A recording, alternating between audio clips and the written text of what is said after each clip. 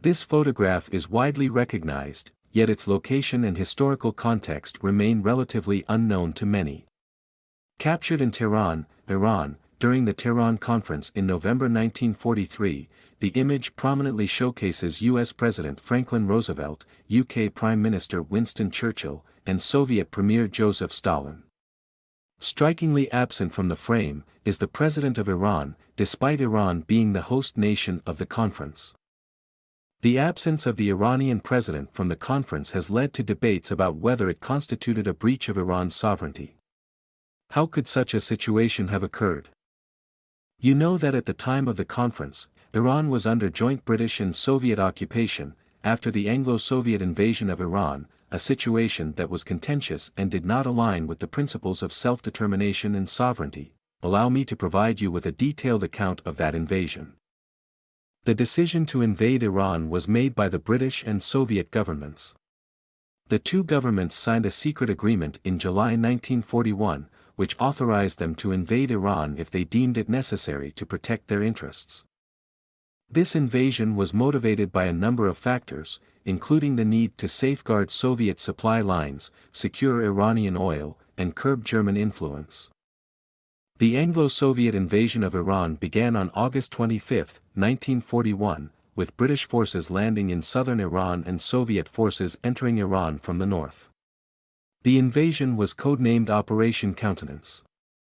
The invasion was largely unopposed by the numerically and technologically outmatched Iranian forces, and it was completed within 3 weeks.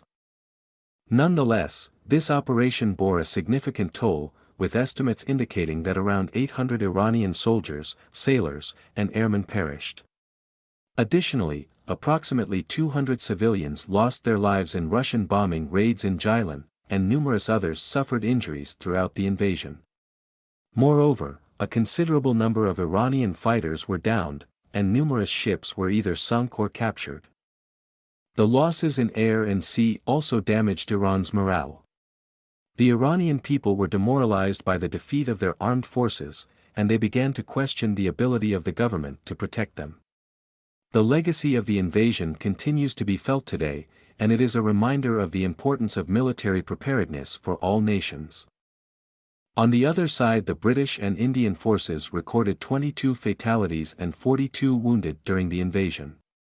While the precise casualty count for the Soviet forces remains undisclosed, it is widely believed to be considerably lower than that of the British and Indian contingents. The invasion of Iran came to an end on September 17, 1941, when an armistice was signed between Iran and the Allied forces. This armistice marked the conclusion of the invasion, and Iran regained its sovereignty, albeit with certain conditions and concessions to the Allies. Iran made the following concessions to the Allies.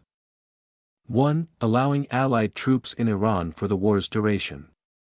But the Allied forces remained in Iran until 1946. 2. Granting access to Iranian transportation networks. 3. Paying for the invasion. 4. Restricting trade with Axis powers. 5. Detaining German and Italian nationals in Iran. For the Iranian oil, the Allies operated the oil fields under a joint management known as the Anglo-Iranian Oil Company, which was dominated by British interests, and it paid Iran only a small share of the profits. And Reza Shah Pahlavi, the Iranian monarch, was forced to abdicate and was exiled to South Africa. He was replaced by his son Mohammad Reza Pahlavi. This invasion was a complicated event that had a big and lasting effect. It's crucial to study past mistakes so we can stop similar disasters from occurring again. What's your opinion on this invasion? Was it right, and could it have been stopped? Please tell me in the comments section.